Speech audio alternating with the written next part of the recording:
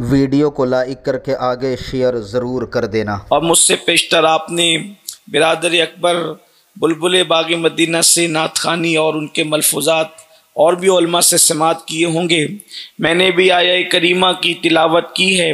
मेरा अल्लाह उसके मुतालिक मुझे हक़ कहने और आप सबको हक़ सुनकर उस पर अमल करने और उसे आम करने की तौफ़ीक़ अता फ़रमाए।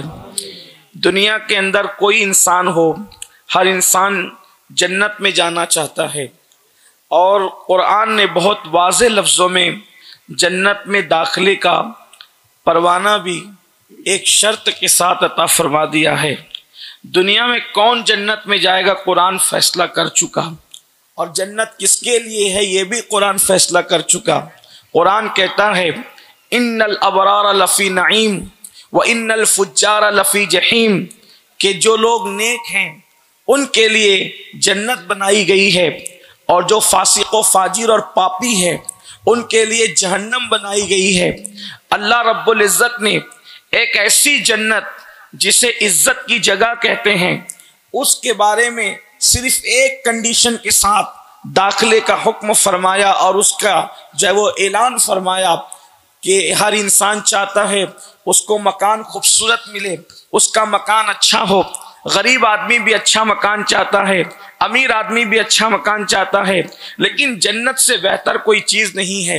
अगर लोगों को जन्नत का हाल पता चल जाए तो एक लम्हे के लिए भी लोग दुनिया में रुकने के लिए तैयार ना हो। अल्लाह रब्बुल इज़्ज़त ने हमारी निगाहों से जन्नत की नेमतों को छुपाकर दुनिया के अंदर हमें रहने की मोहलत अता फरमाई है। वरना जिस दिन लोगों को जन्नत का हाल पता चलेगा उस दिन लोग फौरी तौर पर इस दुनिया से निकलने की तैयारी करेंगे, बल्कि हालात ये होंगे अल्लाह अकबर, लोग पागल हो जाएं अगर जन्नत का जिक्र सुने।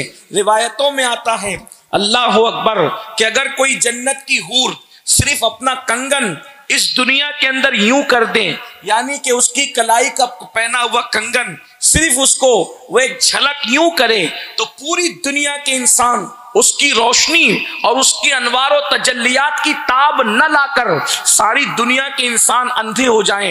ये कैफियत है उसकी। और अल्लाह अकबर, जन्नत की नेमतों का हाल ये है कि जैसे दुनिया के अंदर एक इंसान 2-3 कपड़े पहनता है तो अंदर वाला कपड़ा नजर नहीं आता, लेकिन हदीस पाक में आता है कि जन्नत के अंदर अल्लाह पाक एक एक जन्नती को 70 लिबास पहनाएगा, लेकिन पहला लिबास भी नजर आएगा और आखिरी लिबास भी नजर आएगा, यानी 70 के 70 लिबास नजर आएंगे। वहां खाओगे तो कोई बदहजमी नहीं होगी और फिर वहां हूरों के साथ जिंदगी होगी। मेरे आका अलैहिस्सलाम के प्यारे दीवानों, यहां तक फरमाया गया कि जो बंदा अपनी आंखों की हिफाजत करता है, आंखों की हिफाजत करता है, यानी कि कोई हुस्न, किसी औरत का, अजनबी औरत का हुस्न उसके सामने होता है और वो सिर्फ जो है ये सोच करके अपनी नजर पे कंट्रोल कर ले कि मुझे अल्लाह देख रहा है। अल्लाह के रसूल सल्लल्लाहु अलैहि वसल्लम फरमाते हैं उसी वक्त अल्लाह उसका 360 जन्नती हूरों के साथ निकाह फरमा देता है। उसी वक्त निकाह होता है। आप अंदाजा फरमाएं, निगाह पर कंट्रोल किया और जन्नती हूरों के साथ निकाह हुआ। इसका मतलब अगर इंसान रोजाना नजरों पे कंट्रोल करे तो रोजाना उसका निकाह जन्नती हूरों के साथ हो रहा है। हालांकि ये बात माअज़ल्लाह जैसे कि गालिब जैसे लोगों की जबान से निकल गया कि हमको मालूम है जन्नत की हकीकत, लेकिन दिल को बहलाने के लिए गालिब ये ख्याल अच्छा है। वल्लाह ये कोई दिल को बहलाने की बात नहीं है, ये बात हकीकत है। बल्कि जन्नत इतनी खूबसूरत है कि इदरीस अलैहिस्सलाम गए तो वापस लौट के नहीं आए, इतनी खूबसूरत है जन्नत। अब आप अंदाजा फरमाएं, यहाँ एक बात और अकीदे की अर्ज कर दी जाए कि जब जन्नत इतनी खूबसूरत है कि इदरीस जैसा नबी जाकर के वापस नहीं आता है, और जन्नत बनती कैसे है या जन्नत सजती कैसे है, तो अल्लाह अकबर, मेरे इमाम जन्नत की रोशनी और उसकी सजावट का जिक्र करते हुए कहते हैं कि बचा जो तलवे का उनके धोवन, बचा जो तलवों का उनके धोवन, बना वो जन्नत का रंग रोगन।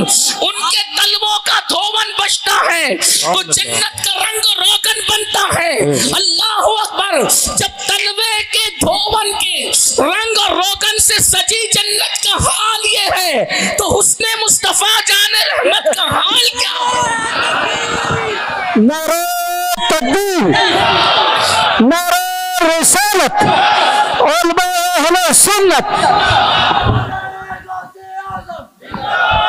आप तसव्वुर फरमाएं कि जिसके तलवों के धोवन से रंग और रोगन जिसका बने, जब वो जन्नत की सजावट और हुस्न का ये आलम है, तो मुस्तफा जान रहमत के हुस्न का आलम क्या होगा? इसीलिए तो मेरे इमाम कहते हैं वो कमाले हुस्न हुजूर है कि गुमान नक्श जहां नहीं, और यही फूल खार से दूर है, यही शम्मा है कि धुआं नहीं। क्या हुस्न मुस्तफा की शान होगी। लेकिन मैं जन्नत का तस्करा कर रहा था, और वो मालिके जन्नत है, मुस्तफा जान रहमत मालिके जन्नत है, इसलिए कि आपने इस्लाह माशरा के साथ साथ अजमत मुस्तफा जाने रहमत का तस्करा भी रखा है। बल्कि हम तो ये कहते हैं वल्लाह कोई दुनिया में इस्लाह हो ही नहीं सकती जिसमें जिक्र मुस्तफा जाने रहमत ना हो। सबसे पहले जिक्र मुस्तफा जाने रहमत है। जिक्र मुस्तफा जाने रहमत के बगैर न कोई जिक्र है, न कोई फिक्र है, न कोई इबादत है, न कोई इबादत की लज्जत है। बल्कि अल्लाह ने तो ये फरमाया, महबूब मैंने तेरा जिक्र तेरे लिए बुलंद किया, व रफ़अना लका ज़िक्रक, तेरे लिए तेरा जिक्र बुलंद किया। कैसे बुलंद किया? फरमाया जहां जहां मेरा जिक्र होगा वहां वहां तेरा जिक्र होगा। अशहदु अल्ला इलाहा इल्लल्लाह अगर अज़ान में कहा जाएगा तो अशहदु अन्ना मुहम्मदुर रसूलुल्लाह भी कहा जाएगा। अगर नमाज के अंदर अत्तहियातु लिल्लाहि वस्सलावात मेरे लिए कहा जाएगा तो अस्सलामु अलैका अय्युहन नबी तेरे लिए कहा जाएगा। अंदाजा तो करें। बल्कि यहां तक कह दिया जब मेरा जिक्र हो और तेरा जिक्र ना हो तो ऐसा जिक्र मैं कबूल ही नहीं करूंगा। जहां मेरा जिक्र, मोहब्बत तो देखें, जहां मेरा जिक्र हो और तेरा जिक्र ना हो तो मैं ऐसा जिक्र कबूल नहीं करूंगा। लेकिन हाँ जहां तेरा हो जाए और मेरा ना हो तो तेरा जिक्र मेरा ही जिक्र है। क्या मोहब्बत है, क्या इसीलिए मेरे इमाम कहते हैं जिक्र खुदा जो उनसे जुदा चाहो नजदियो वल्लाह जिक्र हक नहीं कुंजी सकर की है। एक बात याद आई, जिक्र मुस्तफा की बात है। कुछ लोग सोचते हैं हुजूर ही का जिक्र क्यों? हमने कहा अल्लाह से पूछो। इसलिए कि हमने तो इश्क को बांट दिया इलाकों में, खित्तों में, कबीलों में और मकातिब फिक्र में। मैं कहता हूं मकातिब फिक्र बंद करो, मकातिब फिक्र बंद करो और मैं कदे इश्क की तरफ बढ़ो।